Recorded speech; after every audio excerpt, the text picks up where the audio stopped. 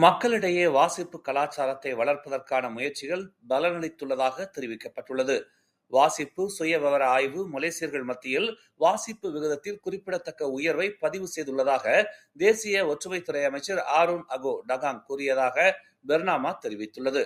2005 ஆண்டில் சராசரி குடிமகன் ஒரு வருடத்திற்கு 2 புத்தகங்களை மட்டுமே வாசிக்கிறார்.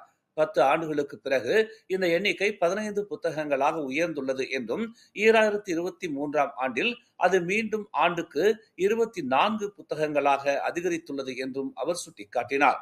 அந்த எண்ணிக்கையில் சராசரியாக 16 புத்தகங்கள் இயற்பியல் வடிவத்தில் படிக்கப்பட்டன, மற்ற 8 புத்தகங்கள் ஆன்லைனில் படிக்கப்பட்டன என்று அவர் கூறினார்.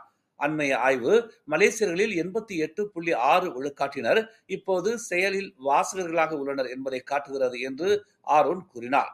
நாட்டில் அறிவு சுற்றுச்சூழல் அமைப்பை வலுப்படுத்துவதில் அரசாங்கத்தின் தொடர்ச்சியான கொள்கைகள் மற்றும் முன்முயற்சிகளின் தாக்கத்தை நிரூபிக்கும் ஒரு பெருமைமிக்க சாதனை இது என்று அவர் கூறினார். மேலும் செய்திகளை தெரிந்து கொள்ள தமிழ் மலர் நாளிதழை பாருங்கள்.